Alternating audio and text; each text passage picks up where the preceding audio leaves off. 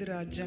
ஆமாண்டவரே, நீர் மாத்திரமே தகப்பனே. உம்மை நாமத்தை நம்பி இருக்கிறவங்க ஒரு நாளும் வெட்கப்பட்டு போகாதபடி தகப்பனே உம்முடைய சமூகம் அவர்களுக்கு முன்பாக இருக்கிறது ராஜா.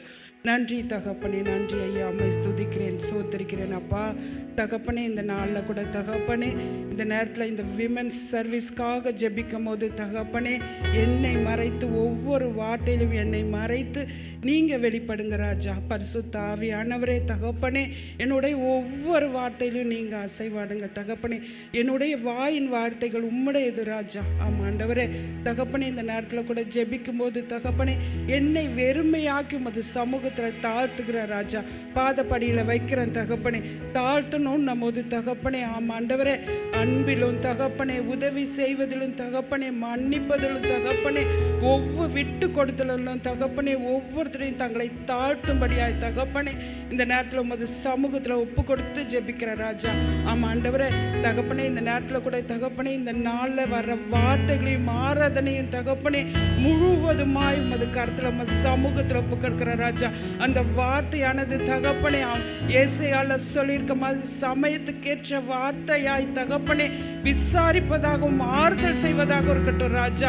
ஆமாண்டவரே, நீதிமொழிகளில் சொல்லியிருக்கீங்களே தகப்பனே, தக்க சமயத்தில் கொடுக்கிற வார்த்தையானது ஒரு பொன் தட்டில் வைக்கிற வார்த்தை மாதிரி தகப்பனே ஒவ்வொரு இருதயத்துக்கும் அது ஒரு ஆறுதலாக இருக்கும்படியா எங்களை ஒவ்வொரு விமன்ஸையும் நீங்கள் பயன்படுத்துங்க ராஜா. ஆமாண்டவரே தகப்பனே, ஒவ்வொரு விமன்ஸையும் அப்பா அவங்க தாளந்துக்கேற்ற மாதிரி தகப்பனே அவங்களை பயன்படுத்துங்க, அவங்களுக்கு வெளிப்படுத்துங்க ராஜா.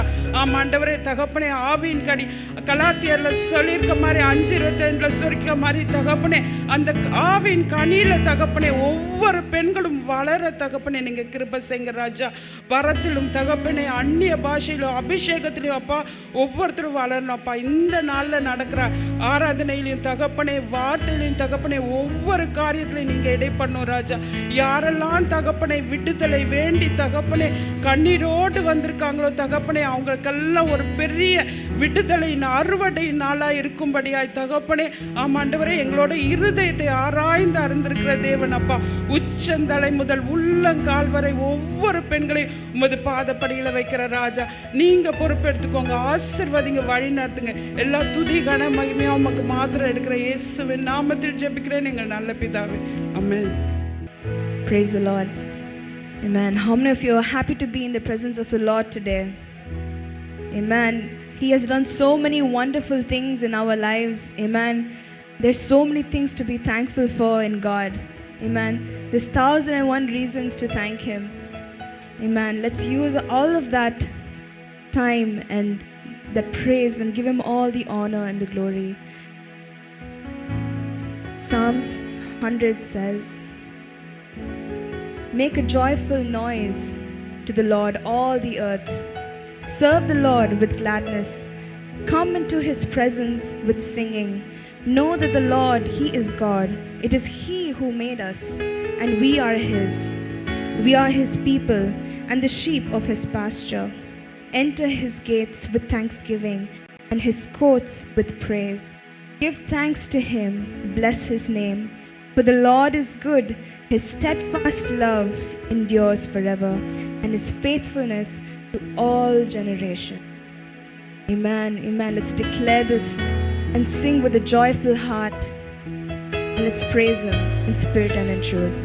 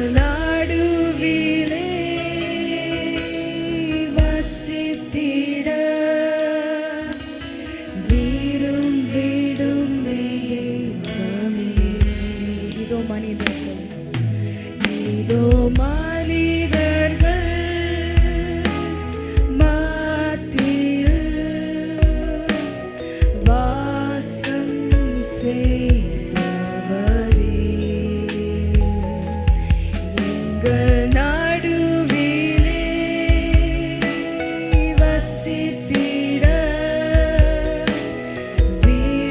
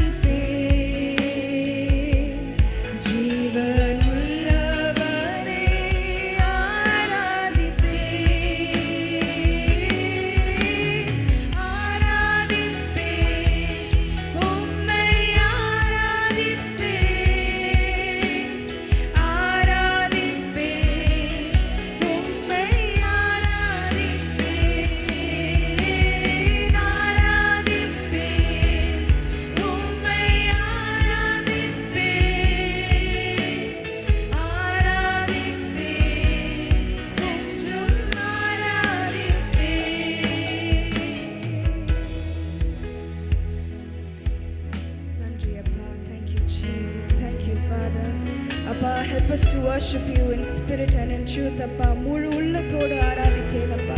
முழு பலத்தோடு ஆராதிப்பேன் அப்பா. முழு பலத்தோடு ஆராதிப்பேன் அப்பா. முழு மனதோடு ஆராதிப்பேன். Lord Jesus, help us to worship you, Father. In Jesus' name, amen.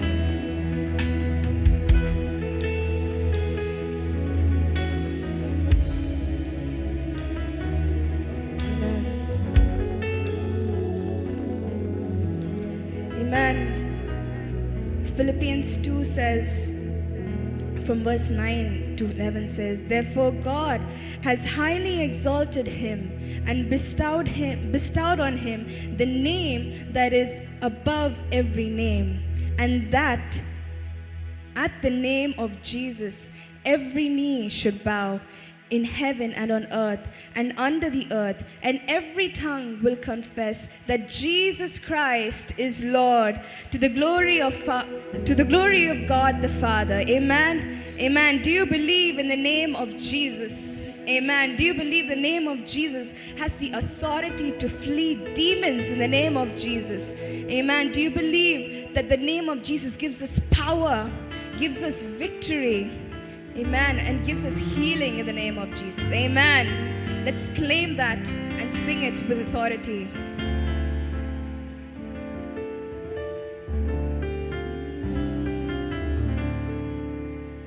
வானத்திலும் இந்த பூமியிலும் வல்லமையான ஒரு நாமம் உண்டு.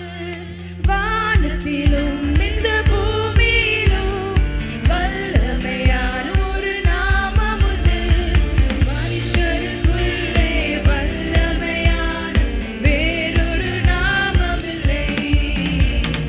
மனுஷருக்குள்ளே வல்லமையான வேறொரு நாமம் இல்லை.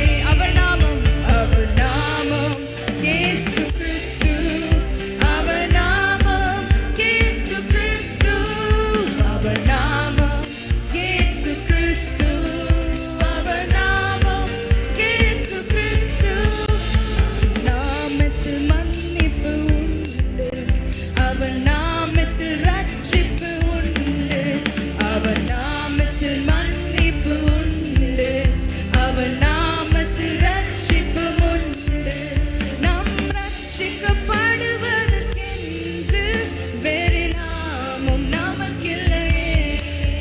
நாம் ரட்சிக்கப்படுவதற்கென்று வேறு நாமம் நமக்கில்லையே. அவர் நாமம் இயேசு கிறிஸ்து. அவர் நாமம் இயேசு கிறிஸ்து. அவர் நாமம் இயேசு கிறிஸ்து. அவர் நாமம் இயேசு கிறிஸ்து. அவர் நாமத்தில் பேய்களோடும் எல்லா செய்வினை கட்டுகள் முறியும். அவர் நாமத்தில் பேய்களோடும் எல்லா செய்வினை கட்டுகள் முறியும். நாம் விடுதலை அடைவதற்கென்று வேறு நாமம் நமக்கில்லையே. நாம் விடுதலை அடைவதற்கென்று வேறு நாமம் நமக்கில்லையே. அவர் நாமம் இயேசு கிறிஸ்து. அவர் நாமம் இயேசு கிறிஸ்து. அவர் நாமம் இயேசு கிறிஸ்து. அவர் நாமம் இயேசு கிறிஸ்து. அவர் நாமத்தில் அற்புதம் நடக்கும். தீமையானாலும் நன்மையானாலும். ஆமென். அவர் நாமத்தில் அற்புதம் நடக்கும். தீமையானாலும் நன்மையை மாறும். நம் காரியம் வாய்ப்பதற்கென்று வேறு நாமம் நமக்கில்லையே.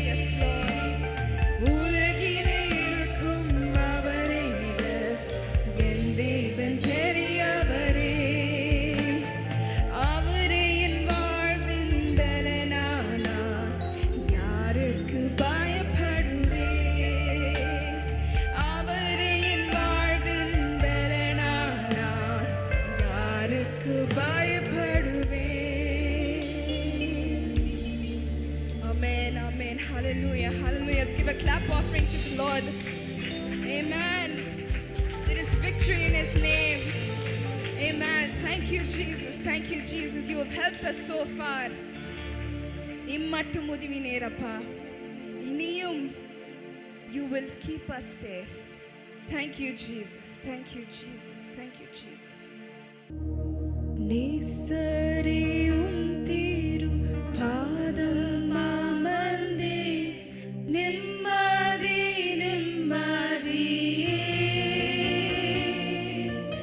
ஆர்வமுடனே பாடி துதிப்பேன் ஆனந்தம் ஆனந்தமே ஆர்வமுடனே பாடி துதிப்பேன் ஆனந்தம் ஆனந்தமே நேசரே நேசரே உம் திரு பாதம் அமர்ந்தே நிம்மதி நிம்மதியே ஆர்வமுடனே பாடி துதிப்பேன் ஆனந்தம் ஆனந்தமே ஆர்வமுடனே பாடி துதிப்பேன் ஆனந்தம் ஆனந்தமே. Amen. அடைக்கலமே அடைக்கலமே அதிசயமே ஆராதனை ஆராதனை அடைக்கலமே அதிசயமே ஆராதனை ஆராதனை. எத்தனை இன்னல்கள் எத்தனை இன்னல்கள் என் வாழ்வில் வந்தால் உம்மை மீறியேனையா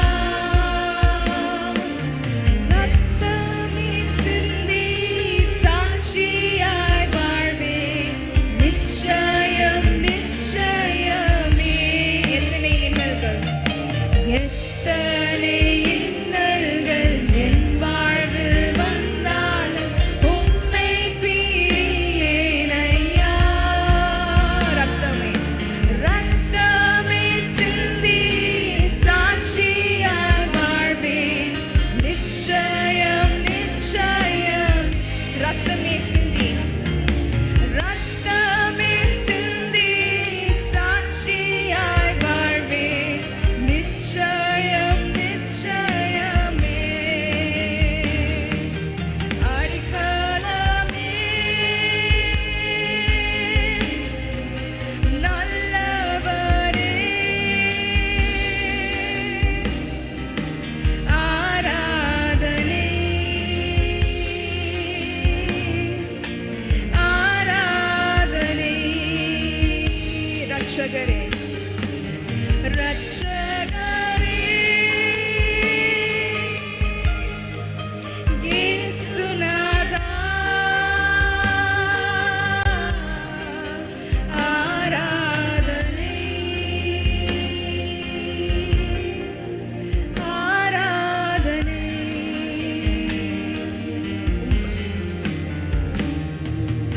உம் வல்ல செயல்கள் நினைத்து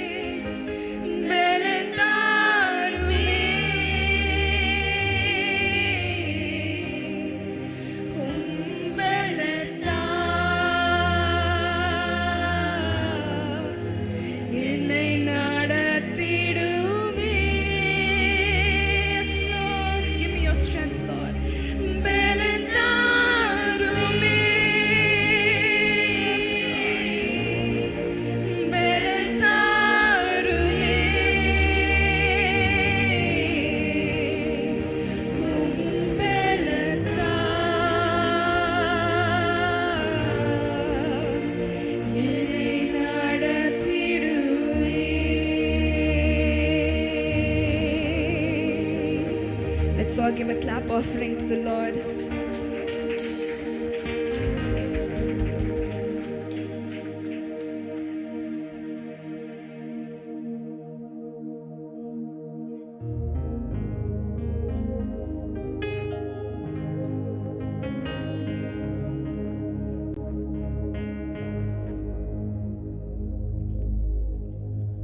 You deserve the glory and the honor. Lord, we lift our hands in worship as we lift your holy name. You deserve the glory and the honor. Lord, we lift our hands in worship as we lift your holy name. For you are great, you do miracles so great.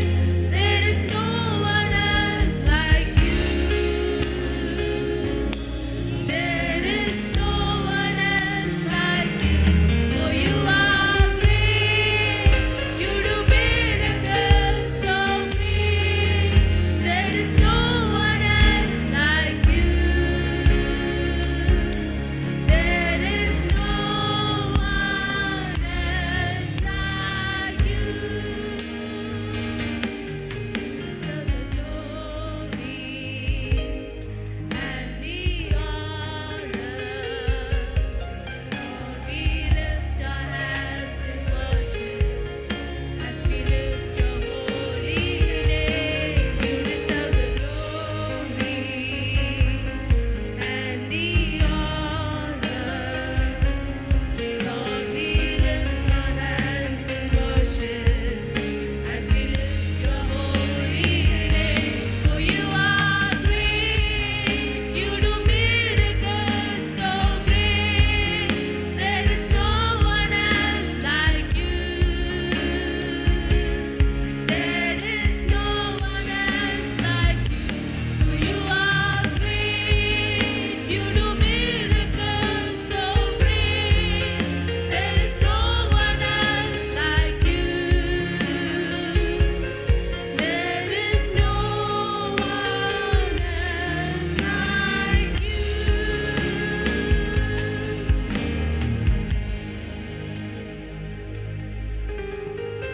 Wonderful, merciful Savior, precious Redeemer and friend. Who would have thought that a lamb would rescue the souls of man? Oh, you rescue the souls of man. Counselor, Comforter, Keeper, Spirit we long to embrace. You offer hope when our hearts have hopelessly lost our way. Oh, we hopelessly lost the way. You are the one that we praise. You are the one we adore. You give the healing and praise.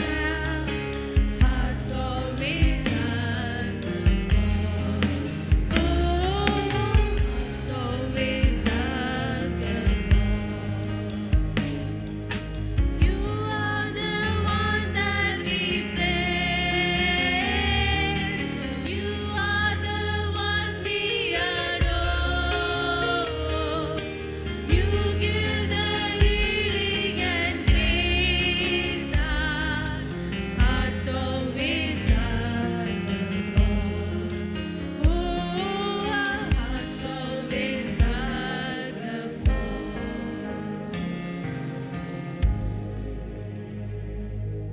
Lord, we thank you, Lord, for all your goodness, for all your mightiness, Lord. Lord, you are an awesome God who we always call out, who are there in our troubled times, in all our times, Lord. Lord, you never left us anywhere alone, Lord. You are a faithful God who've been with us all around. You never left us, even people leave us, but you are the God who've been faithful from the start till now and to the future, Lord. Lord, we praise you, Lord. Awesome God, mighty God, awesome God, mighty God, we give you praise. Awesome God, we give you praise. Awesome God, we give you praise. We give you praise. We give you praise. We give you praise. You are high and lifted up, awesome God. You are high and lifted up, awesome God. Awesome God, mighty God. Awesome God, mighty God. We give you praise. Awesome God, we give you praise. Awesome God, we give you praise. We give you praise. We give you praise. We give you praise. You are high and lifted up, awesome God. You are high and lifted up, awesome God. You are high and lifted up, awesome God. You are high and lifted up, awesome God. Thank you, Lord, for being with us for the worship, Lord. Lord, we submit the ongoing service in your mighty hands, Lord. You be with us. You be in midst of everything, Pa. In Jesus' mighty name we pray. Amen. Hallelujah. I welcome you all in the mighty resurrected name of Jesus Christ. Amen. நேற்றும் இன்றும் என்றும் மாறாத தேவன் நன்மை செய்கிறவர். ஆமென். ஹalleluya. இந்த கால வேளையில எத்தனை பேர் சந்தோஷத்தோட தேவனுடைய சமூகத்தில் இருக்கிறோம். ஆமென். ஹalleluya. ஆமென். ஹalleluya. நமது மத்தியில் அன்பு போதகர் சென்னையிலேருந்து வந்திருக்காங்க ஃபாதர் பாஸ்டர் ஜோயல். ரொம்ப சந்தோஷமான ஒரு விஷயம். கர்த்தர் ஆசீர்வதிப்பாராக. ஆமென். ஹalleluya. இந்த வேளையில் இந்த கால வேளையில் நம்ம மத்தியில் இருக்கும் அன்பு போதகரை விமென்ஸ் ஃபெலோஷிப்புக்காக இந்த விமென்ஸ்க்காக ஜெபிக்கும்படியாக நான் அழைக்கிறேன். கர்த்தர் அவர்களை பெரிய நோக்கத்தோடு இந்த ஒரு அழைத்த தேவன். ஆமென். ஹalleluya. The great calling God has called every woman. Amen. கர்த்தர் நல்லவர். ஹalleluya. வந்து அன்பு போதகரை நான் அன்போடு அழைக்கிறேன். அவர் வந்து கொஞ்சம் எல்லா விமென்ஸ்க்காக இங்கே இருக்கிற பெண்களுக்காக I want every woman staff to stand up. Amen. கொஞ்சம் எழுந்து நிற்கும்படி கேட்டுக்கொள்கிறேன். எவ்ரி ஒன், எல்லா பெண்கள் மட்டும். ஆண்டவரும் இரட்சகருமாகிய இயேசு கிறிஸ்துவின் நாமத்தினாலே இந்த சபையில் உள்ள ஒவ்வொரு எஸ்தர்களையும் தேவராக்களையும் நான் வாழ்த்துகிறேன். கர்த்தர் இந்த தேசத்திலே இந்த நாட்களிலே இந்த சபையிலே அருமையான சகோதரிகளை கர்த்தர் வைத்து ஆண்டவர் செய்த நல்ல காரியங்களுக்காக ஆண்டவரை நன்றிகளை செலுத்தி சங்கீதத்தில் வாசிக்கிறோம். நீங்கள் அடுப்பின் அடியிலே கடந்தவர்களாயிலும் பொன்னாகிய சிறகுகளாலே நீங்கள் ஜோடிக்கப்பட்டு தேவனுக்காய் எழும்பி நிற்கிறீர்கள். எனவே இந்த சபையில் உள்ள ஒவ்வொரு பெண்களையும் ஒவ்வொரு எஸ்தர்களையும் வாழ்த்துகிறேன். அன்பின் ஆண்டவரே, இந்த நல்ல காலை வேளைக்காய் நன்றி ஆண்டவரே. ஆண்டவரே இந்த அருமையான சபையில் இன்றைக்கு பெண்கள் ஞாயிறாக வைத்து பெண்களை கொண்டு நடத்துகிற இந்த ஆராதனையை கர்த்தர் ஆசீர்வதியும் ஆண்டவரே. இந்த பெண்கள் ஐக்கியத்துக்கு தலைவியாய் இருக்கிற ஒவ்வொருவரையும் ஆசீர்வதியும், ஒவ்வொருவர்களையும் ஒரு எஸ்தரை போல ஒரு தெபோராளை போல ஆண்டவரை எடுத்து வல்லமையாய் பயன்படுத்தும் ஆண்டவரே. தீர்க்கதரிசிகளாக கர்த்தர் எடுத்து பயன்படுத்தும், இந்த தேசத்தை கலக்குகிற பெண்களாக கர்த்தர் உருவாக்கும் ஆண்டவரே.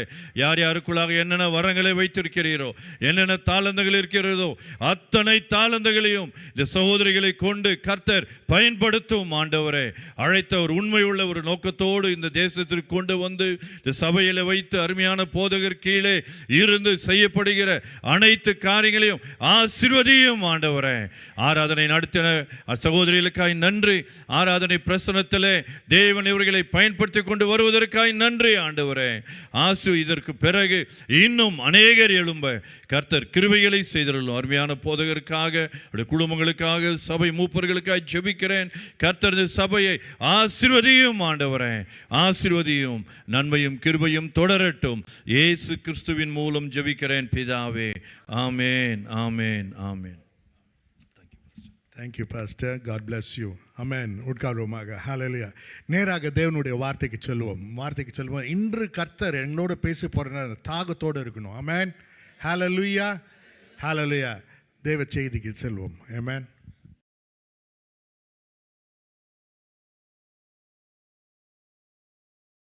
ஆண்டவரும் இரட்சகருமாகிய இயேசு கிறிஸ்துவின் நாமத்தில் உங்கள் யாவரையும் இந்த காலை வேளையில் நான் வரவேற்கிறேன். ஆமென். ஒரு அழகான நாள், பெண்கள் ஆராதனையை சிறப்பிக்கிற ஒரு அருமையான நாளை கர்த்தர் நம்மளுக்கு கொடுத்திருக்கிறார். ஆமென். இந்த காலை வேளையில் நம்ம வார்த்தைக்கு செல்வதற்கு முன்பாக ஒரு நிமிடம் நாம் ஜெபம் செய்வோம்.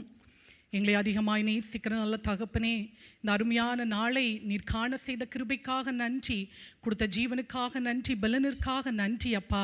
உம்முடைய பிரசன்னம் இந்த இடத்தில் அளவில்லாமல் அசைவாடி கொண்டிருக்கிறதை நாங்கள் உணர்கிறோம் ராஜ் ஆண்டவரே.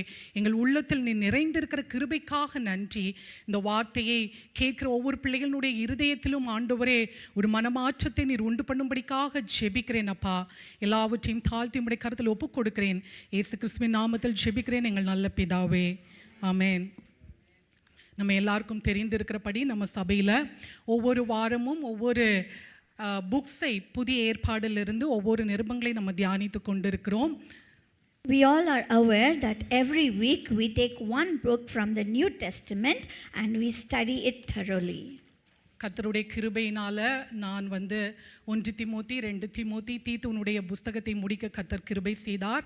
இன்று கலாத்தியருக்கு எழுதின நிருபத்தினுடைய முதல் அதிகாரத்தை நம்ம தியானிக்கலாம். By God's grace, sister was able to complete the book of Titus and 1 Timothy and 2 Timothy 2, and now she is going to lead us through Galatians chapter 1. ஆமென். நம்ம எல்லாருக்கும் தெரிந்திருக்கிறபடி அப்போஸ்தலனாகிய பவுல் கலாத்திய இடத்திலிருந்து மற்ற சபைகளுக்கும் கலாத்திய சபைகளுக்குமாக எழுதினது தான் இந்த கலாத்திய புஸ்தகம். We all know that Apostle Paul, he has written letters to so many churches, and this is one of the church that he has written to the church of Galatians. ஆமென். இன்றைக்கு அப்போஸ்தலனாகிய பவுலினுடைய வாழ்க்கை நம்ம எல்லாருக்கும் தெரிந்த ஒரு வாழ்க்கை இல்லையா? எல்லாருக்கும் நம்ம அப்போஸ்தலனாகிய பவுலினுடைய வாழ்க்கை தெரியும். கிறிஸ்தவர்களை துன்பப்படுத்தின ஒரு மனிதன் ஒரு பெரிய மிஷனரியாக மாறினது தான் அப்போஸ்தலனாகிய பவுலினுடைய வாழ்க்கை. Now we all are aware about the life of Paul, the persecution that he has gone through for the name of Christ. உலக வரலாற்றிலேயே ஒரு மிகப்பெரிய மனிதனுடைய மாற்றம், இவ்வளோ பெரிய ஒரு தாக்குதலை அல்லது மாற்றத்தை உண்டு பண்ண முடியுமா என்றால் அது அப்போஸ்தலனாகிய பவுலினுடைய வாழ்க்கை மட்டும்தான். இதுதான் உலக வரலாற்றிலேயே ஒரு மிகப்பெரிய மனிதனுடைய மாற்றமாக கருதப்படுகிறது. Now if you see wonders of the world, any wonder that can happen in the world, that is through the life of Paul that we can see the change that has happened in his life is nothing than the wonder in the world. கலாத்தியருக்கு எழுதின நிருபத்தை ஒரு கிருபையின் சுவிசேஷம் என்று கூட அழைப்பார்கள். Now the epistle of Paul that was written to Ephesians, it says that Galatians, it says that this is a grace that is written. It's a gospel of grace. Amen. அந்த கலாத்தியருக்கு எழுதின நிருபத்தை வந்து கிருபையின் சுவிசேஷம் என்று கூட அழைக்கப்படுகிறது உண்டு. ஆமேன். இன்றைக்கு நம்ம வந்து 3 காரியங்களை குறித்து இந்த கலாத்திய புஸ்தகத்திலிருந்து 3 காரியங்களை குறித்து பார்க்கலாம். ஒன்றாவது, மனம் திரும்புதலுக்கு முந்தின வாழ்க்கை, மனம் திரும்புகிறது நேரம், மனம் திரும்புகிறதற்கு பிந்தின வாழ்க்கை என்று 3 காரியங்களை நம்ம அப்போஸ்தலனாகிய பவுலினுடைய வாழ்க்கையிலிருந்து தியானிக்கலாம். Today morning from the book of Galatians we are going to see pre-conversion and then conversion and then post-conversion. ஆமென். எப்படி மனம் திரும்புகிறதற்கு முன்பாக பவுல் எப்படி வாழ்ந்தார், மனம் திரும்பின நேரம் அவர் எப்படி இருந்தார், மனம் திரும்புதலுக்கு பின்னாடி உள்ள இந்த 3 காரியங்களை நம்ம தியானிக்கலாம். Now how was Paul's life before he was converted? How was his life after conversion? And what was the life after he was converted? அதனால் இன்று நிறைய பேசேஜ் வந்து நம்ம ரீட் பண்ணுறது மாதிரி இருக்கும். கலாத்தியருக்கு எழுதின நிருபம் 1ஆம் அதிகாரம் 13 முதல் 16 வரைக்குள்ள வசனங்களை வாசிக்கலாம். நான் யூத மார்க்கத்தில் இருந்தபோது என்னுடைய நடக்கையை குறித்து கேள்விப்பட்டிருப்பீர்கள். தேவனுடைய சபையை நான் மிகவும் துன்பப்படுத்தி அதை பாழாக்கி என் ஜனத்தாரில் என் வயதுள்ள அநேகரை பார்க்கிலும் யூத மார்க்கத்திலே தேறினவனாய் என் பிதாக்களுடைய பாரம்பரிய நியாயங்களுக்காக மிகவும் பக்தி வைராக்கியம் உள்ளவனாய் இருந்தேன். அப்படி இருந்தும் நான் என் தாயின் வயிற்றில் இருந்தது முதல் என்னை பிரித்தெடுத்து தம்முடைய கிருபையினால் அழைத்த தேவன் தம்முடைய குமாரனை நான் புறஜாதிகளிடத்தில் சுவிசேஷமாய் அறிவிக்கும் பொருட்டாக அவரை எனக்குள் வெளிப்படுத்த பிரியமாய் இருந்தபோது உடனே நான் மாம்சத்தோடும் இரத்தத்தோடும் யோசனை பண்ணாமலும் ஆமென் யோசனை பண்ணாமலும் எனக்கு முன்பே அப்போஸ்தலர் ஆனவர்களிடத்தில் எருசலேமுக்கு போகாமலும் என்று தன்னுடைய காரியங்களை அப்போஸ்தலனாகிய பவுல் சொல்கிறார். ஸோ இதில் அப்போஸ்தலனாகிய பவுலினுடைய ப்ரீ கன்வர்ஷன், அவருடைய மனம் திரும்புதலுக்கு முந்தின வாழ்க்கை எப்படி இருந்தது என்று தான் நம்ம இங்கே வாசித்தோம். So here we have read how was the life of Paul before conversion. இதை இன்னும் அதிகமாக நம்ம தியானிக்க வேண்டும் என்றால் அப்போஸ்தலர் நிருபம் 9ஆம் அதிகாரம் 1 முதல் 2 வசனங்களை வாசிக்கலாம். If you want to see more about in depth about the life of Paul, we can read from Acts chapter 1.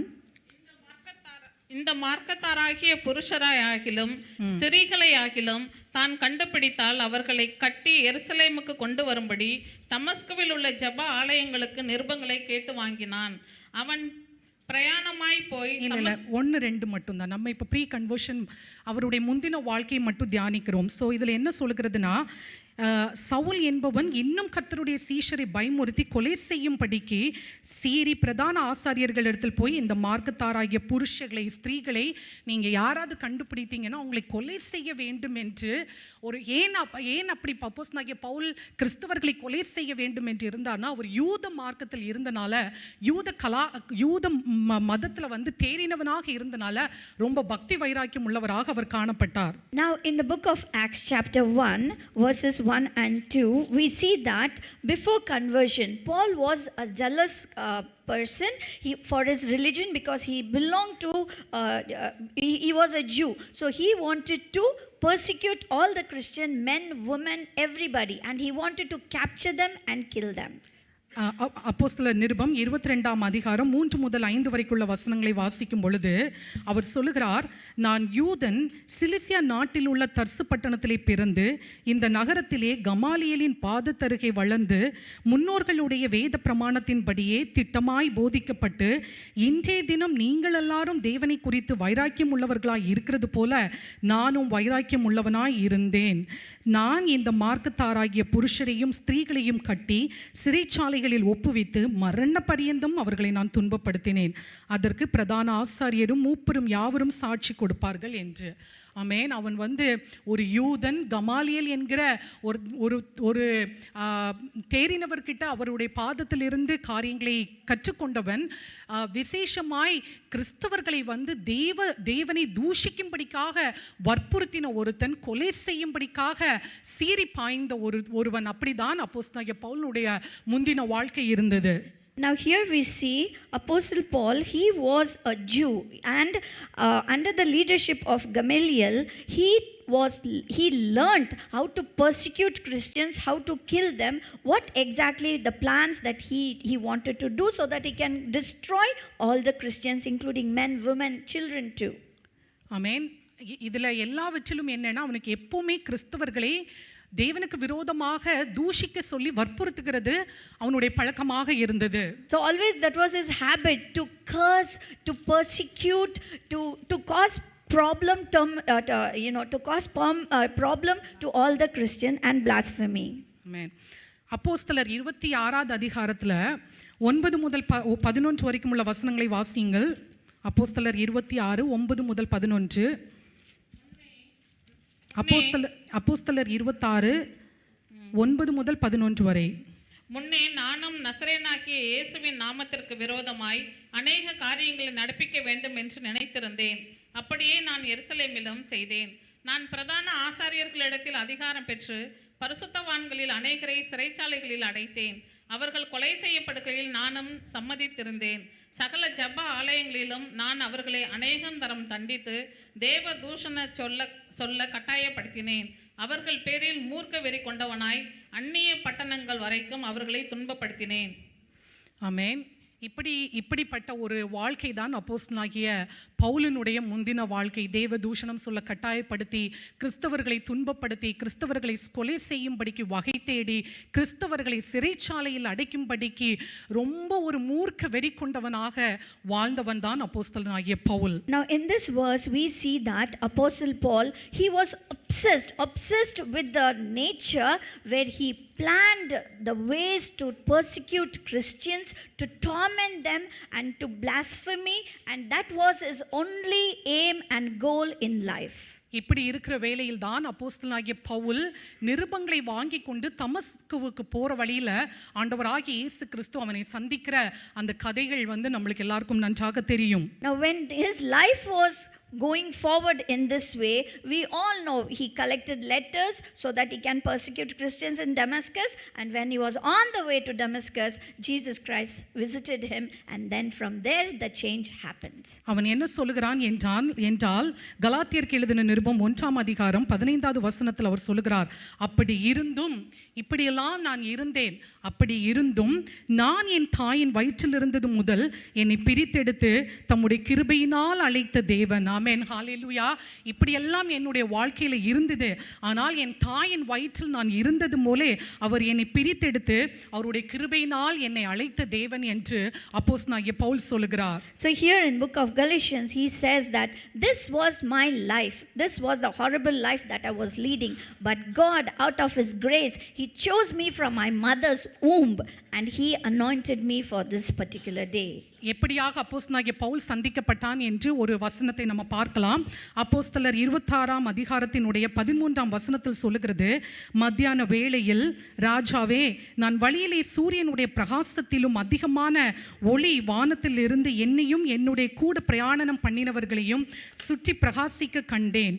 நாங்கள் எல்லாரும் தரையிலே விழுந்தபோது, சவுலே சவுலே, நீ ஏன் என்னை துன்பப்படுத்துகிறாய்? முள்ளில் உதைக்கிறது உனக்கு கடினமாம் என்று எபிரேயு பாஷையில் என்னுடனே சொல்லுகிற ஒரு சத்தத்தை கேட்டேன். அப்பொழுது நான், ஆண்டவரே நீர் யார் என்றேன். அதற்கு அவர், நீ துன்பப்படுத்துகிற இயேசு நானே என்று இயேசு நானே அப்படின்னு சொல்லுகிறார். அப்போ அப்போஸ்தலனாகிய பவுல் தமஸ்குக்கு போகிற வழியில் ஒரு பயங்கரமான சூரிய ஒளி பிரகாசிக்கிறது. அந்த ஒளியினுடைய அந்த அதிக விதமான அந்த ஒரு ஒளியினால் அவனுடைய கண்கள் பார்வை இல்லாமல் போகிறது.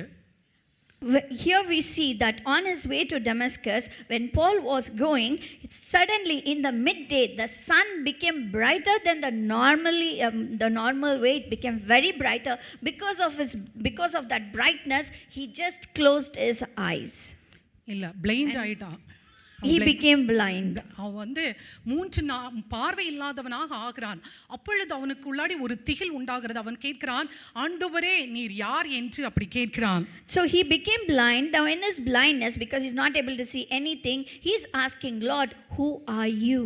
அப்பொழுது ஆண்டவராகிய இயேசு கிறிஸ்து சொல்லுகிறார், நீ துன்பப்படுத்துகிற இயேசு நானே, முள்ளில் உதைக்கிறது உனக்கு கடினமாம் என்று சொல்லி அங்குதான் அப்போஸ்தலனாகிய பவுலை தேவன் அழைக்கிறார். Then he says, I am the Christ whom you are persecuting. ஆமென், ஹalleluya. இப்படியாக தம்மை முழுவதுமாக ஒப்பு கொடுத்து அப்போஸ்தலனாகிய பவுல் அங்கேயே கீழ்ப்படிந்து அவனுடைய கன்வர்ஷன் எவ்வளவாய் ஒரு மாற்றத்தை உண்டு பண்ணினது என்பது நம்ம அறிந்திருக்கிற ஒரு காரியம். That's where the conversion took place, because he was obedient to the voice that he heard, and from there the change happens. எல்லா அழைப்பிலையும் அப்போஸ்தலனாகிய பவுலனுடைய அழைப்பை நீங்கள் பார்த்தீங்கன்னா கர்த்தர் சொல்லுவார், நீ எவ்வளவாய் பாடுபட வேண்டும் என்பதை உனக்கு நான் அறிவிப்பேன் என்று கர்த்தர் சொல்லுவார். Now if we consider the calling of God, the calling of Apostle Paul was something special, because God said, I'm going to reveal to you all the suffering that you have to undergo for my sake. அப்படி இருந்தும் அப்போஸ்தலனாகிய பவுல் தன்னை முழுமையாக தேவனுடைய சமூகத்தில் அர்ப்பணித்து அவனுடைய வாழ்க்கை அந்த ப்ரீ கன்வர்ஷன் அதை பற்றி நம்ம எவ்வளவாய் சொல்லலாம் இல்லை. அவருடைய ப்ரீ கன்வர்ஷன் இன்னைக்கு நம்மளுடைய கையில் 13 நிருபங்கள் அவர் எழுதி வைத்தது இன்று நம்மளுடைய கையில் இருக்கிறது. அந்த ஒவ்வொரு நிருபங்களிலும் இருக்கக்கூடிய ஒவ்வொரு வசனங்களினுடைய அந்த ரிச்னஸ், அதனுடைய அந்த மேன்மையை பார்க்கும் பொழுதே அவர் எவ்வளவாய் அவருடைய ப்ரீ கன்வர்ஷன் வாழ்க்கை இருந்திருக்கும் என்பதை நம்மளால புரிந்து கொள்ள முடிகிறது. Now to see that he has written so many epistles, he has written so many letters. Now if we go through each one of that, you will know how the pre-conversion life has been with Paul.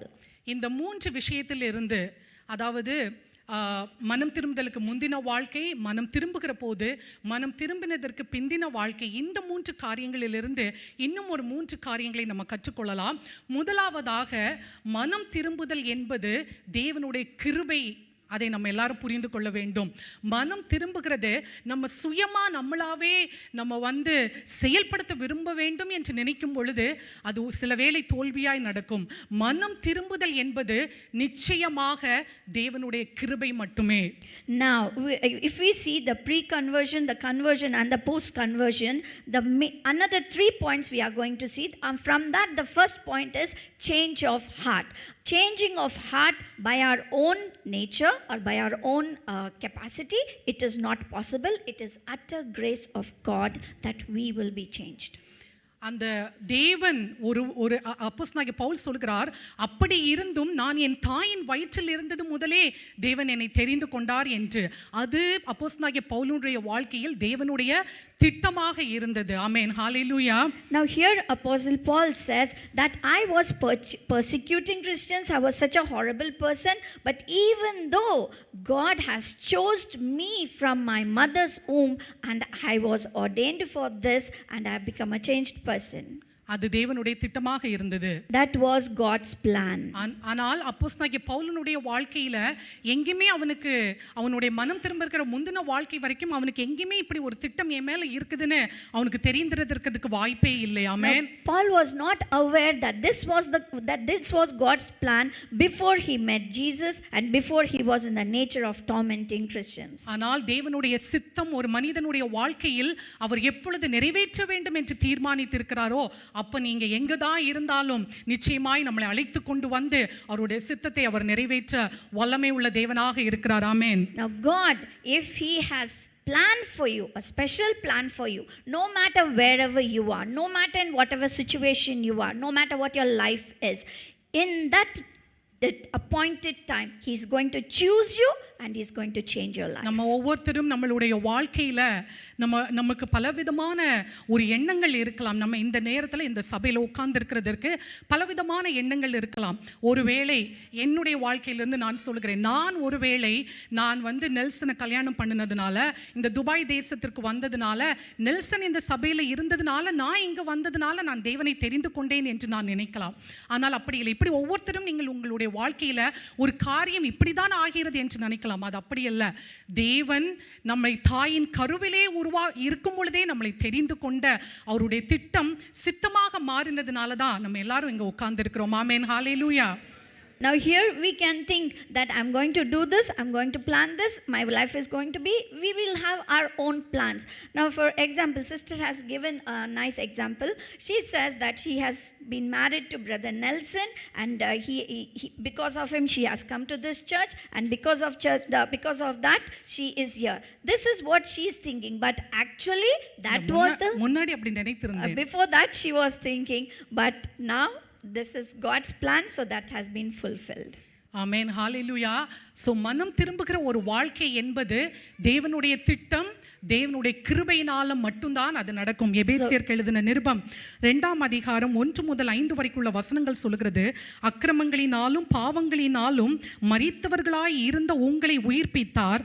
அவைகளில் நீங்கள் முற்காலத்திலே இவ்வுலக வழக்கத்திற்கு ஏற்றபடியாகவும் கீழ்ப்படியாமையின் பிள்ளைகளிடத்தில் இப்பொழுது கிரியை செய்கிற ஆகாயத்து அதிகார பிரபுவாகிய ஆவிக்கேற்றபடியாகவும் நடந்து கொண்டீர்கள்.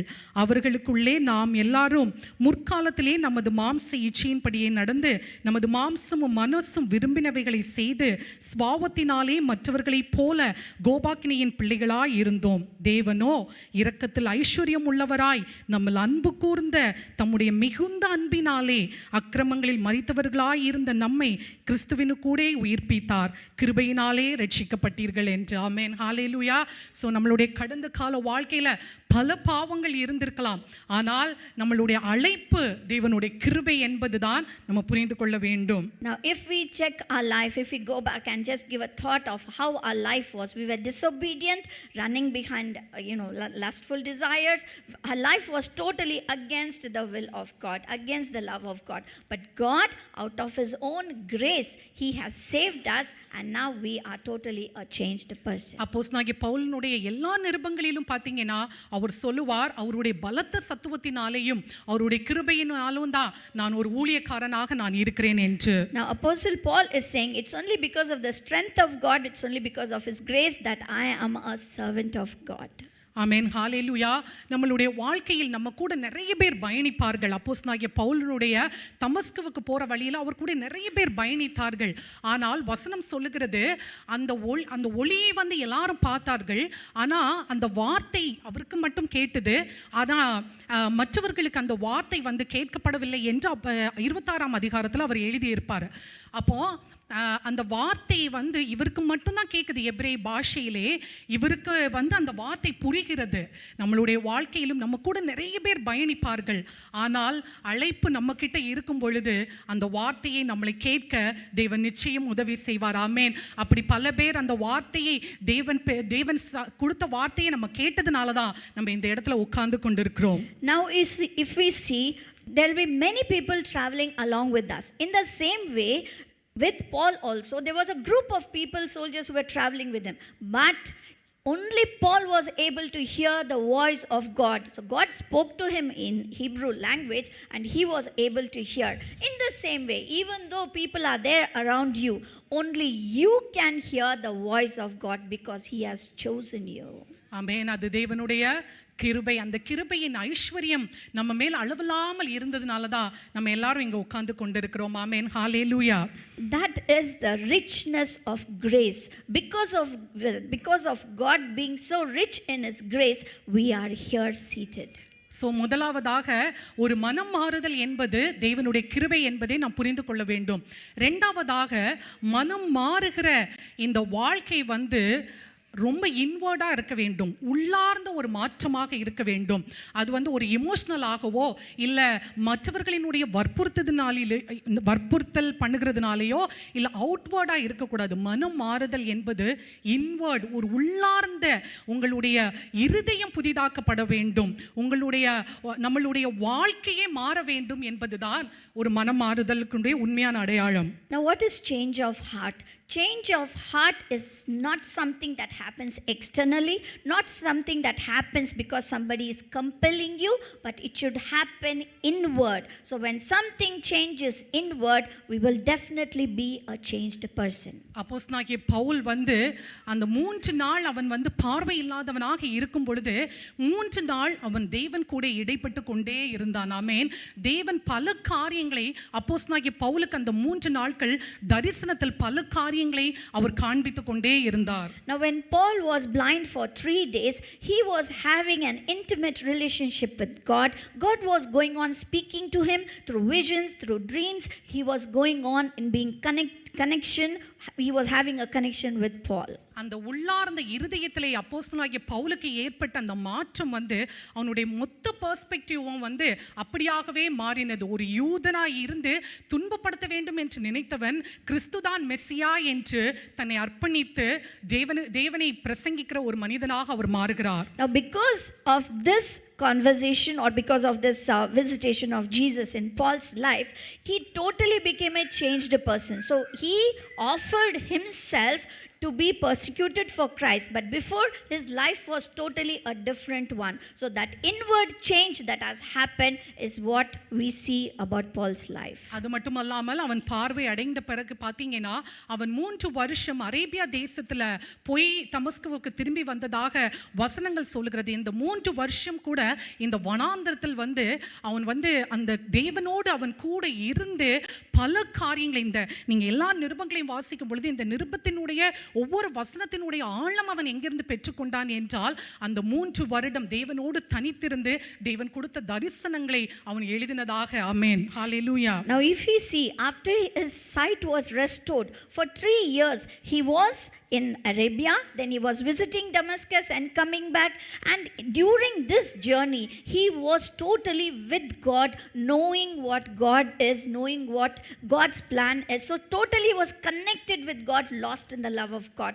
That's what the changes in his epistles and his letters we see. ஆமென், ஹalleluya. ஒரு மனிதனுடைய மாற்றம் என்பது உள்ளார்ந்த விதமாக மட்டுமே தான் இருக்க வேண்டும்.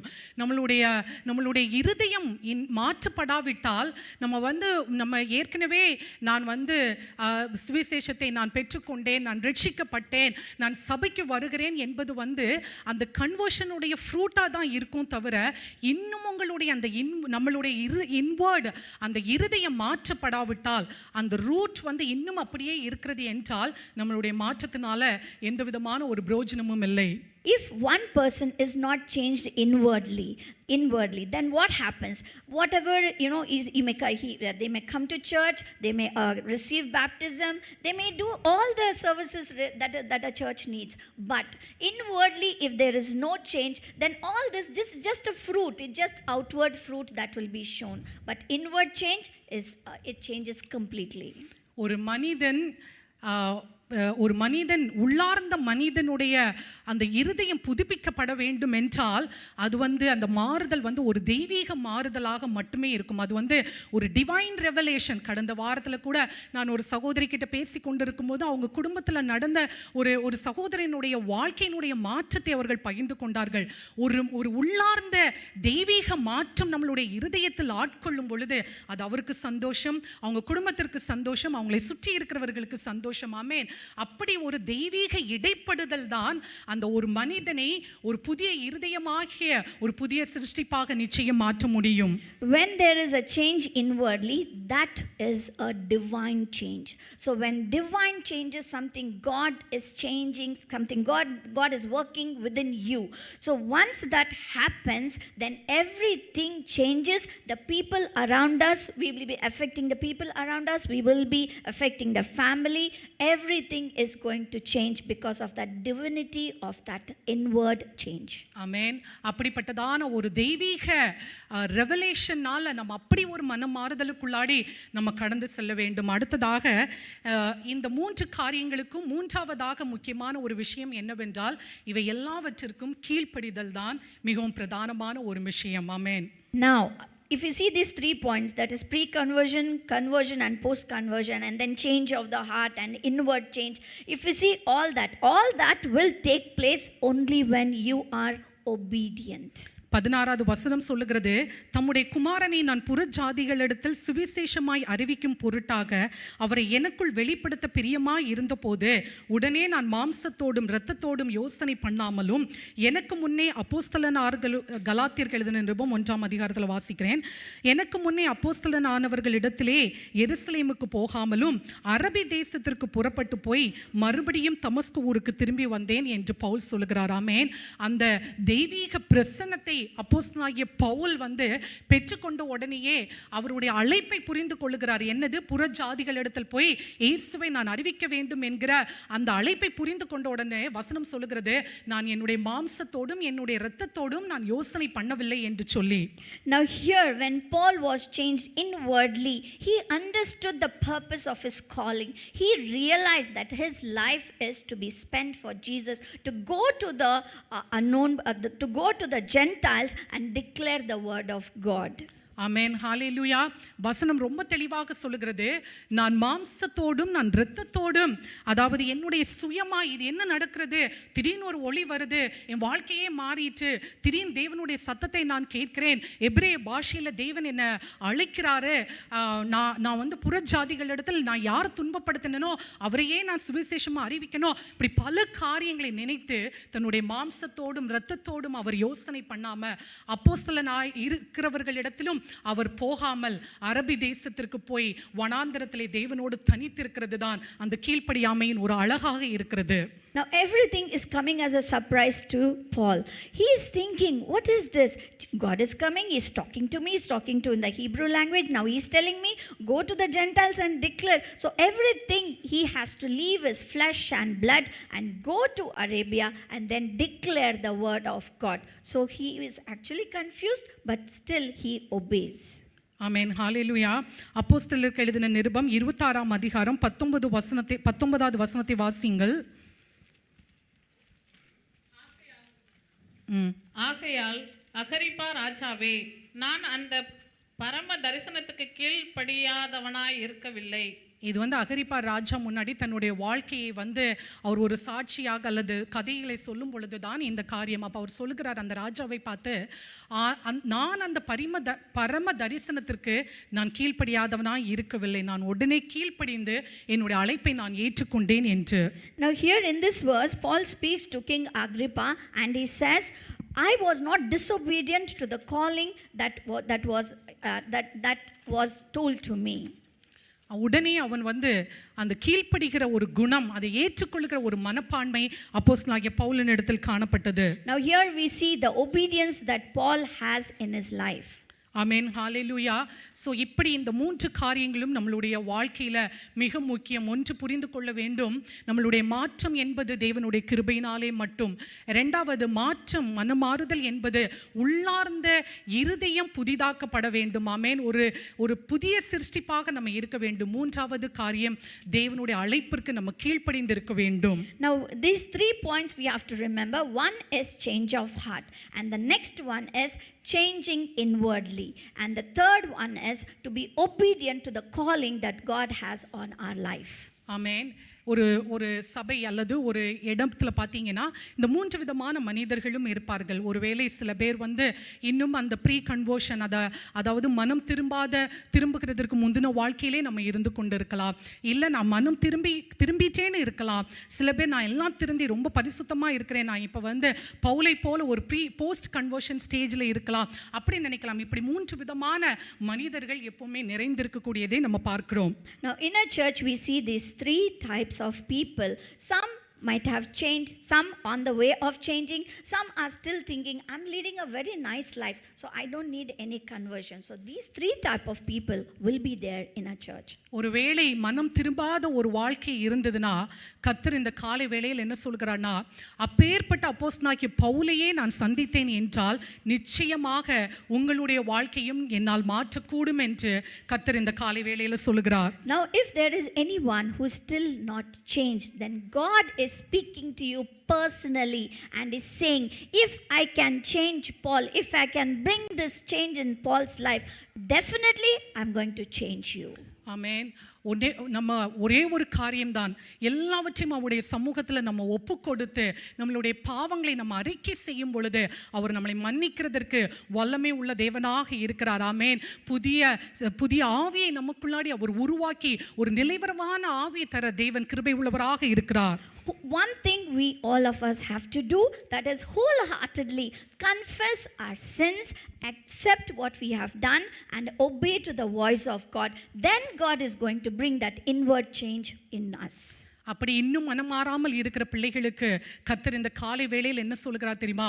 முள்ளில் உதைக்கிறது நமக்கு கடினமாம் என்று கர்த்தர் சொல்லுகிறார். ஆமென், ஹல்லேலூயா. இந்த வசனத்தினுடைய அர்த்தம் எத்தனையோ தடவை இந்த வசனத்தை நம்ம வாசித்திருக்கிறோம். இந்த வசனத்தினுடைய அர்த்தம் முள்ளில் உதைக்கிறது உனக்கு கடினமாம் என்று அதனுடைய அழகான மொழிபெயர்ப்பு வந்து ஆங்கிலத்தில் இருக்கிறது. அதாவது நம்ம அது உண்மையான அர்த்தம் எப்படின்னா, ஒரு ஃபார்மர், ஒரு விவசாயி இருக்கிறார், இல்லை அது வந்து ஒரு மேய்ப்பன் இருக்கிறாருன்னு வச்சுக்கோங்களேன். அவர் வந்து அந்த நிலத்தை வந்து பண்படுத்துகிறதற்காக அந்த மாடுகளை வந்து அவங்க யூஸ் பண்ணுவாங்க, அந்த நிலத்தை பயன்படுத்துகிறதற்காக. ஸோ இந்த மாடுகள் வந்து அந்த ஃபார்மருடைய விருப்பத்திற்கு செய்யாமல் இருக்கும் பொழுது அவர்களுடைய கையில் வந்து கோட்ஸ் அப்படின்னு சொல்லிட்டு ஒன்று இருக்கும். இங்கிலீஷில் வாசிங்க யாராவது அந்த வசனத்தை.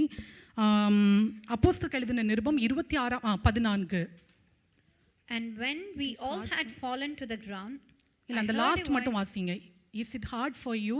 It is hard for you to kick against the goats. Goats.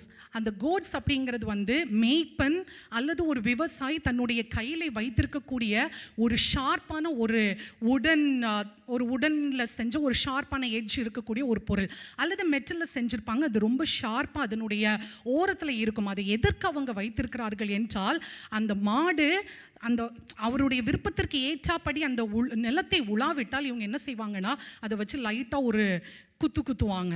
உடனேயே அது அதற்கு கீழ்ப்படிந்து மறுபடியும் உழுதுச்சுன்னா அதுக்கும் நல்லது, யாருக்கும் நல்லது? அந்த மேய்ப்பனுக்கும் ஃபார்மருக்கும் நல்லது. இல்லை நான் அப்படி செய்ய மாட்டேன்னு சொல்லிட்டு அந்த கோட்ஸை அதே மிதிச்சுன்னு வச்சுக்கோங்களேன், காயம் மறுபடி யாருக்குன்னா அந்த மாடுக்கு தான். ஆமென், ஹல்லேலூயா. சரி, நீங்கள் ட்ரான்ஸ்லேட் பண்ணுங்க. So here we see, if we take an example of a farmer. Now what happens is, when the farmer is plowing the seeds, the bullocks, whatever he is using, they may not clear everything that is there on the ground. So he uses a sharp, an instrument, you can say, a tool to clear off the thorns, to clear off the things that is there on the way. Now, for that, if the bullocks, clear it by itself, it is okay. But if it stands on that thorny tool, then it has to hurt himself. This is saying that when we are in Christ, there will be things that will be pricking us. So are we being obedient for those things that is pricking us? ஆமென். முள்ளில் உதைக்கிறது உனக்கு கடினமாம் என்று தான் இன்னும் மனம் திரும்பாத பிள்ளைகளை தேவன் அழைக்கிறார். என்ன சொல்கிறானா, பலமுறை நான் உன்னுடைய பாவ பழக்க வழக்கங்களை நான் எச்சரிக்கிறேன், பலமுறை இந்த பாவத்தில் நீ அடிமையாக இருக்கக்கூடாது என்று நான் எச்சரிக்கிறேன், பலமுறை நீ என்னிடத்திற்கு திரும்பி வா என்று நான் அழைக்கும் பொழுது நீ மறுபடி முள்ளிலே உதைத்து கொண்டு என்னை ரிஃப்யூஸ் பண்ணி கொண்டு இருந்தனா அதனுடைய கடினம் உனக்கு தான் என்று கர்த்தர் சொல்லுகிறார். ஆமென். So God is telling us, I have called you so many times. I have forgiven you. I'm just waiting for you to come back. But you, because of your disobedient nature, if you want to still be in that thorny place, then the loss is for you. இந்த quotes அப்படிங்கிறது வந்து எப்படின்னா, அது வந்து ஒரு correction அல்லது ஒரு conviction, நம்மளை சீர்படுத்துகிறதற்காக, நம்மளை ஸ்திரப்படுத்துகிறதற்காக பயன்படுத்துகிற ஒரு காரியம். அப்படியாக தேவன் முள்ளில் உதைக்கிறது உனக்கு கடினமாக இருக்கிறது. எப்படி அப்போஸ்தலனாகிய பவுல் உடனே கீழ்ப்படிந்த, ஆண்டவரே நான் என்ன செய்ய சித்தமாக இருக்கிறேன் என்று கேட்டது போல நம்ம சித்தத்துக்கு ஒப்பு கொடுத்து வாழும் பொழுது கர்த்தர் நிச்சயமாக ஒரு தெய்வீக உள்ளார்ந்த மாற்றத்தை அவர் உண்டு பண்ணுவார். Now goads means what? It is something that causes pain. So when God is calling us to come out of the disobedient nature, if we are not listening, if we are not being obedient, then it is a pain for us. So now we have to decide what type of life are we going to lead. இது வந்து மனம் திரும்புவதற்கு முந்தின மனம் திரும்பாமல் இருக்கிறவர்களுக்காக தேவன் அழைக்கிற ஒரு காரியம். நான் மனம் திரும்பிட்டேன் அப்படின்னு சொல்லுகிறவர்கள் என்ன பண்ணணும், இன்னும் நம்மளுடைய பாவத்திலேயோ இல்லை நம்மளுடைய நடக்கையிலேயோ மாற்றங்கள் வராமல் இன்னும் நம்ம அவுட்வேர்டாக ஒருவேளை மாறி இருந்தோம் என்றால் இன்னும் நம்மளை ஒவ்வொரு நாளும் புதிதாக்குற கிருபையில் நம்ம இன்னும் அளந்து கொண்டே இருக்கணும். இன்னும் தேவனுடைய அறிவில் நம்ம வளர்ந்து கொண்டு இருக்க வேண்டும். இன்னும் அவருடைய கிருபையின் ஐஸ்வர்யத்தை நாம் பெற்றுக்கொள்கிறவர்களாக நம்ம இருக்க வேண்டும். Now every day when God is calling, we should have the habit of being obedient, being listening to the word of God, being listening to the voice of God, and asking him for his grace to change us, the inward change to bring in us. the work of transformation அப்படிங்கிறது வந்து அது ஒரு continuous process. ஆமென், ஹalleluya. ஒரு நாளிலே நான் ரொம்ப மாறிட்டேன் அப்படின்னு நம்மளால சொல்ல முடியாது. டிரான்ஸ்ஃபர்மேஷன் அப்படின்னாலே நம்மளுடைய இருதயம் புதிதாக்கப்பட வேண்டும், நம்ம மறுரூபமாக வேண்டும் என்றால் அது வந்து கண்டினியூஸாக நம்மளுடைய வாழ்க்கையில் ஒவ்வொரு நாளும் நடைபெற வேண்டும். Now, if you want God to change you inwardly, then it is a continuous process. It doesn't happen in one day or 1 month or 1 year. It is a continuous process that change takes place every day, every moment in our life, provided we are obedient. சரி, ரெண்டும் பார்த்தாச்சு. ஒருவேளை நான் மனம் திரும்பி விட்டேன், நான் மனம் திரும்புதலுக்குள்ள வாழ்க்கையில் நான் வந்து விட்டேன், நான் இப்போ போஸ்ட் கன்வர்ஷன் ஸ்டேஜில் இருக்கிறேன் என்று நம்ம யாராவது நம்ம வந்து நினைக்கிறதா இருந்ததுன்னா அவர்களுக்கு தான் தேவன் ஒரு பெரிய அழைப்பை வைத்திருக்கிறார். ஏனென்றால் இந்த உலகத்தில் எத்தனையோ அந்த காலத்தில் இருக்கிற ஜனங்கள் இருக்கிறார்கள். அவர்களுக்கு நம்ம சுவிசேஷத்தை அறிவிக்கிறோமா? நம்மளுக்குள்ளாடி அந்த காஸ்பலை ஸ்ப்ரெட் பண்ணக்கூடிய பாரத்தை தேவன் கொடுத்துக்கிறார். சுவிசேஷ பாரம் ஒன்றே எனக்கு போதும், அதுவே என் சுமையாக இருக்க வேண்டும் என்று நம்ம பாடுகிறோம் இல்லையா? எத்தனை நாட்கள் நம்ம யார்கிட்ட சுவிசேஷத்தை சொல்லுறோம்? எத்தனையோ அழிந்து போகிற நேத்திக்குள்ள நியூஸ் நீங்கள் பார்த்துருப்பீங்க. ஒன்றுமே அறியாத அந்த காலத்தில் இருக்கிற ஜனங்கள் ஏதோ ஒரு மனிதனை பின்பற்ற போய் எத்தனை விதமான உயிரிழப்புகள். அப்படிப்பட்ட ஒரு தேசத்தில் நம்ம வாழ்ந்து கொண்டிருக்கிற நமக்கு எவ்வளவோ பொறுப்புகள், எவ்வளவோ கடமைகள் தேவன் தந்திருக்கிறார். அவர்களுக்காக சுவிசேஷம் சொல்ல வேண்டும் என்று அந்த போஸ்ட் கன்வர்ஷன் ஸ்டேஜில் நம்ம இருக்கிறோம் என்றால் நம்மளுடைய அடைத்த அழைப்பே நம்ம வந்து சுவிசேஷ பாரத்தோடு ஜனங்கள் கிட்ட இயேசுவின் அன்பை அறிவிக்கிற ஜனங்களாக நம்ம இருக்க வேண்டும். ஆமென். Now, if you have really changed, if you really have the burden for Christ, then for such people what happens is they will have the burden to spread the word of God. They will have the burden for the lost souls. Now, every time in the news you see people blindly following somebody and losing their life due to stampede, and unnecessarily they are losing their lives. So, are we ready to spread the word of God, or do we have the burden? Now, this burden of souls come to us only when you are accepting the inward change. ஒரே ஒரு காரியத்தை மட்டும் சொல்லி நான் இந்த மெசேஜை முடிக்கிறேன். ஆமென். நம்ம எல்லாருக்கும் லூக்கா எழுதின நிருபம் 15ஆம் அதிகாரத்தில் ஒரு மகனுடைய வாழ்க்கையை பற்றி நம்மளுக்கு தெரியும். ஒருத்தனுக்கு 2 குமாரர் இருந்தார். இளையவன் வந்து எனக்கு ஆஸ்தி எல்லாம் எனக்கு பங்கிட்டு கொடுங்க, நான் இங்கேருந்து ஓடி போகிறேன் என்று போனான். போய் யார் கூடயோ தங்கி இருந்து எல்லாவற்றையும் செலவழித்து விட்டு பன்றிக்கு திங்கிற சாப்பாடையாவது எனக்கு தரக்கூடாதா என்று கேட்டு அது கூட கிடைக்காத படிக்க அந்த மகன் இருந்தான். மறுபடி அவன் யோசித்தான், நான் என் தகப்பனுக்கும் என் பரம தகப்பனுக்கும் விரோதமாக நான் பாவம் செய்தேன். என் தகப்பன் கூட இருக்கக்கூடிய சர்வண்டே நல்ல சாப்பாடு சாப்பிடும் பொழுது நான் ஏன் இங்கு உட்கார்ந்து இருக்கிறேன் என்று தன்னைத்தானே யோசித்து மனம் திரும்பி தன் தகப்பனிடத்தில் வரும் பொழுது அந்த தகப்பன் மகனை தூரத்திலே கண்டு ஓடி போய் கட்டி அணைத்து அவனை முத்தம் செய்து அவனுக்கு விலையுயர்ந்த வஸ்திரங்களை தரித்து அவனுக்கு காலுக்கு பாதரட்சியை போட்டு அவனை அப்படி அழகுபடுத்தி அவனுக்கு ஆகாரம் கொடுத்த ஒரு தகப்பனுடைய கதையை நம்ம பார்த்திருக்கிறோம். ஆமென், ஹalleluya. Now, we all are aware about the parable of the prodigal son. We all know that the person had 2 sons, and one son departed from his father, took all his wealth, went and led a life that is pleasing to him. Then at a stage he comes to know that there is nothing left, so he goes to feed the pigs. So there he was so hungry that he was ready to eat the food of the pigs. Then he realizes, in my father's house there are so many servants, so why should I do this? I'll go to my father, ask forgiveness, and I'm going to be a servant in my father's house. That's the decision he makes. But when the father seen the son coming back, he goes running towards him, holds him, hugs him, kisses him, and then once again restores the position that he once had. Amen, hallelujah.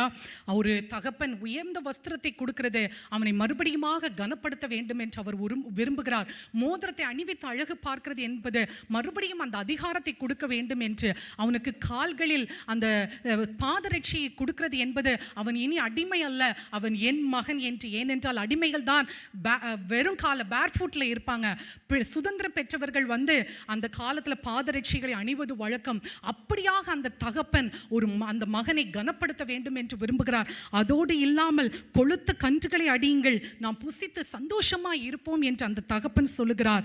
ஆமென், ஹல்லேலூயா. அப்படிதான் இங்க இருக்கிற ஒவ்வொருவரையும் ஆண்டவராகிய இயேசு இந்த காலை வேளையில நம்மளை அழைக்கிறார். இன்னும் நீ மனம் திரும்பலையா, இல்ல நீ மனம் திரும்பி இன்னும் பாவ வழக்கத்துல வாழ்ந்து கொண்டிருக்கிறையா, என்னை நோக்கி வரும் பொழுது நான் உன்னை மார்போடு கட்டி அணைத்து உன்னை நேசித்து உன்னை முத்தம் செய்து உன்னை நான் மறுபடியும் எழுப்ப நான் வல்லமை உள்ள தேவன் என்று இந்த காலை வேளையில் அவர் அழைக்கிறார். ஆமென்.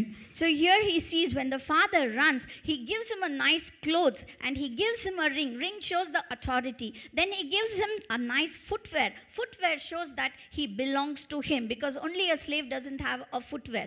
So freedom. It's a freedom. So he restores everything that the son has lost, and then he gives him the position that he once was. So in the same way, God the Father also, whoever comes back to him, he runs to us, gives us position back. என் குமாரன் இவன் மரித்தான், திரும்பவும் உயிர்த்தான், காணாமல் போனால் திரும்பவும் காணப்பட்டான். நம்மளுடைய வாழ்க்கையில மரிக்கிற தருவாய் வரலாம், ஆனால் நாம் திரும்பவும் உயிர்ப்பிக்கப்பட வேண்டும். தேவனை விட்டு தூரம் போகிற சூழ்நிலைகள் வரலாம், ஆனால் மறுபடியும் நாம் தேவனிடத்தில் திரும்ப வேண்டும். ஆமென், ஹல்லேலூயா.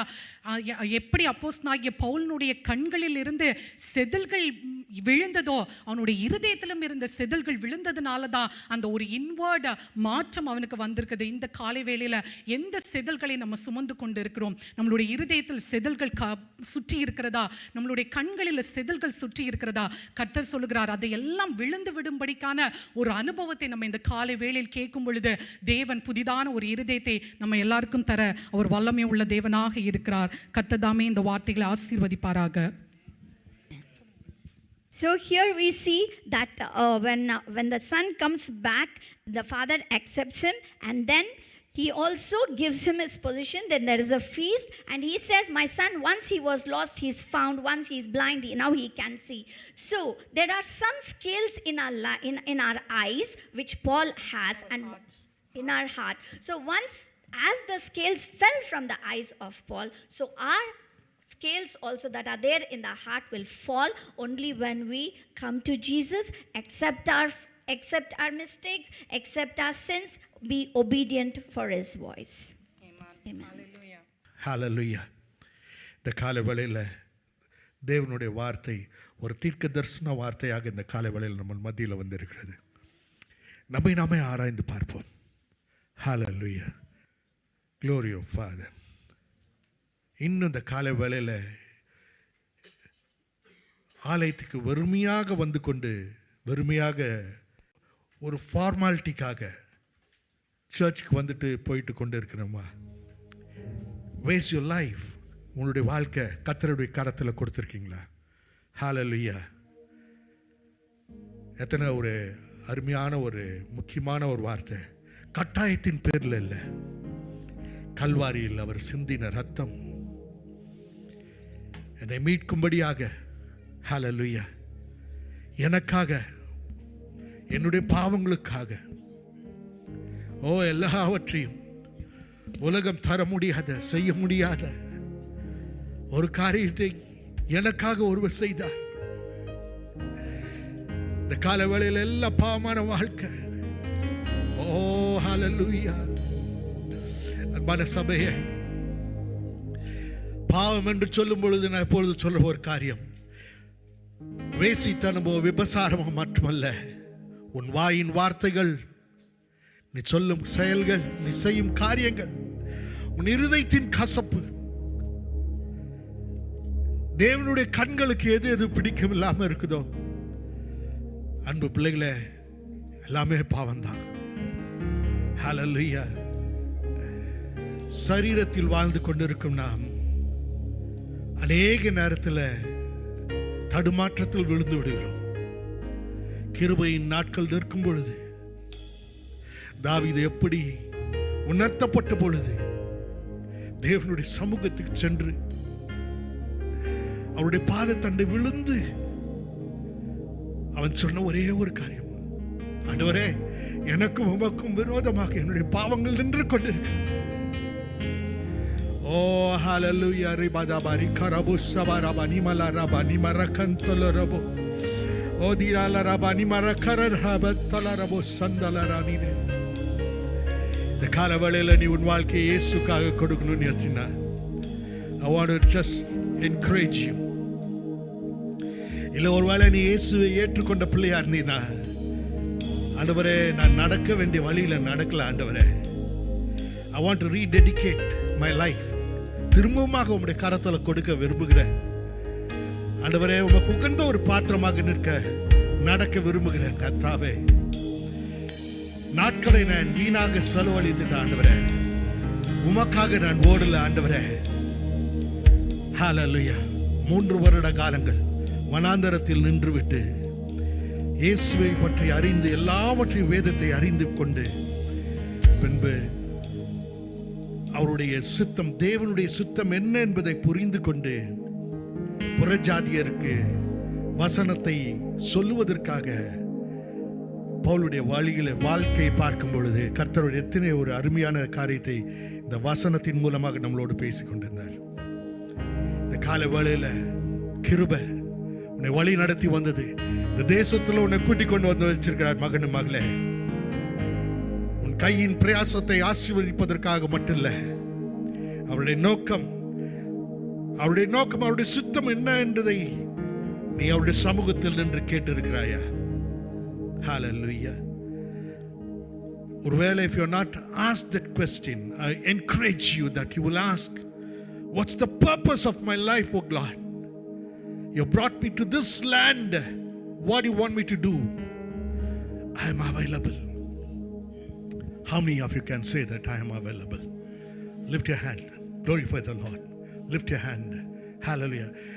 நான் கையை உயர்த்த சொன்னதுக்காக உயர்த்தாதீங்க. If you think that I am available, if you say that I am available, Lord, I am available to serve you, oh God. இத்தனை நாட்கள் அப்பா நான் எப்படியோ நடந்து வந்துட்டப்பா. தன்னலக்காரனா என்னையும் என்னுடைய குடும்பத்தையும் நினைச்சிட்டு வந்துட்டேன் ஆண்டவரே. உங்களுடைய சுத்தம் என்னன்றத, என்னை குறித்து வைத்த நோக்கம் என்னன்றத நான் கேட்கல ஆண்டவரே. இந்த கால வேளையில நான் கேட்கிறேன் ஆண்டவரே. If you think that that is the one that அது உங்களுக்கு இருதயத்தில் இருக்குமானால் கரங்களை உயர்த்தி 2 நிமிடம் hallelujah lift your hand and ask the Lord, Lord, I'm rededicating myself. I'm rededicating myself. Help me, oh God, to put me back in the track what the heaven has prepared for me, oh God. பரலோகத்தில் எழுதி வைத்த பாதையில் நடக்க என்னை மறுபடியும் எடுத்து வைங்க, பலப்படுத்துமே. Glory. Thank you, Lord. பலன் தாருமே, உன் சித்தத்தை செய்ய எனக்கு பலன் தாருமே. Can we sing that song? அந்த பாடல் பாடும்பொழுது I want everyone to just lift your hand and say that, Lord, strengthen me, oh God, to walk in the plan what you had for me, to walk for you, oh God. எஞ்சி இருக்கும் நாட்கள்ல நான் உமக்காக ஓடுவதற்கு, உடைய வார்த்தை சொல்லுவதற்கு என்னை அப்பா என்னை நடத்தும் ஐயா. உம்மை பற்றி சொல்லிட என்னை நடத்தும் ஐயா. வெறுமை என்ன வாழ்க்கை வேணா ராஜா, உமக்கு உகந்த ஒரு பாத்திரமாக.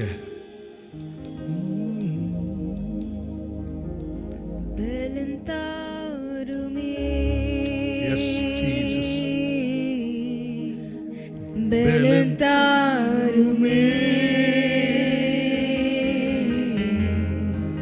உம்பலத்தா என்னை நடத்திடுமே. திரும்ப சொல்லு.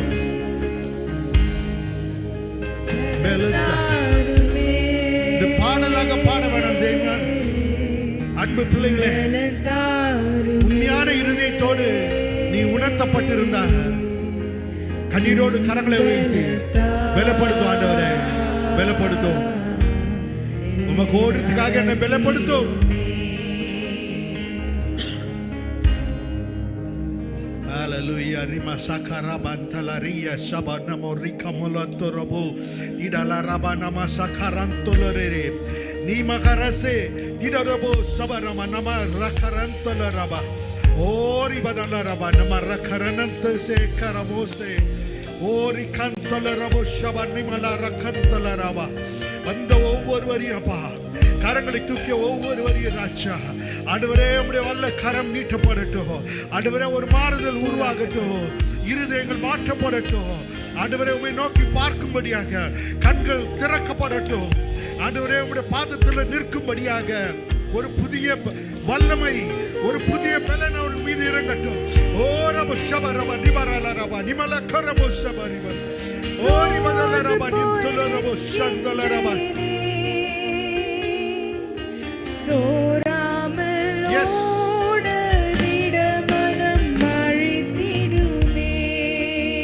Thank you, Lord. எல்லா தடைகள் மாறட்டும். தெளிவான எண்ணத்தை தாருப்பா. சோர்வெல்லாம் எடுத்து போடுங்கப்பா. கட்டப்பட்ட கண்கள், கட்டப்பட்ட நிலைமைகள் இயேசுவின் நாமத்தில் மாறுவதாக.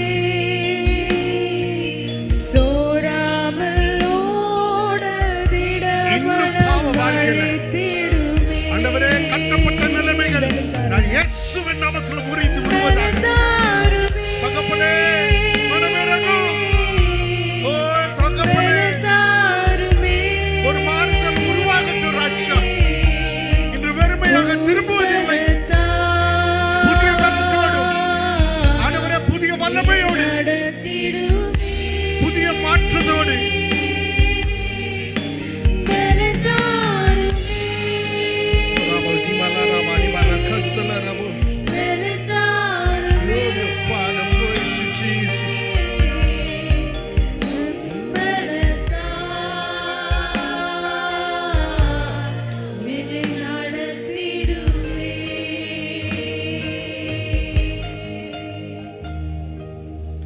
பிரபஞ்சத்துக்கு ஒத்த வேஷம் தெரியாமல் அப்பா தேவனுடைய காரியத்தை செய்யும்படியாக ஆண்டவரே உமக்கு உகந்த ஒரு பாத்திரமாக மறுரூபமாக்கப்பட்டவர்களாக ஆண்டவரே நீர் இந்த காலை வேளையில உம்முடைய வார்த்தை கிரியை செய்யட்டும்.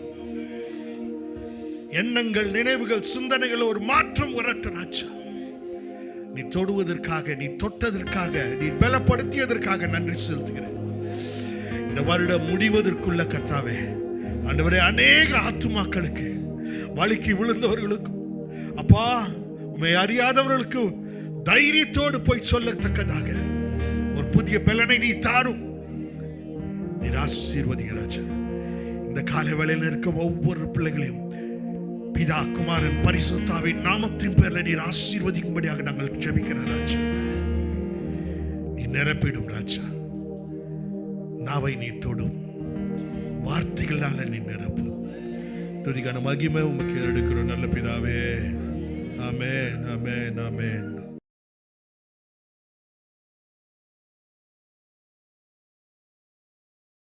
இந்த காலை வேளையில் கர்த்தருடைய பெரிதான கிருபையில் நம் அனைவரும் கூடி நிற்கும்படியாகவும் ஆராதனையிலும் மற்ற எல்லாம் தேவனுடைய வார்த்தையிலும் அவருடைய பிரசனம் நம்மோடு இடைப்பட்ட ஒவ்வொருவரோடும் இடைப்பட்டதற்காக வாய்களை திறந்து சற்று நேரம் நன்றி இயேசுவே, இந்த நாளுக்காக நன்றி, எங்களோடு இடைப்பட்டதற்காக நன்றி, எங்களை நடத்தியதற்காக நன்றி ராஜா.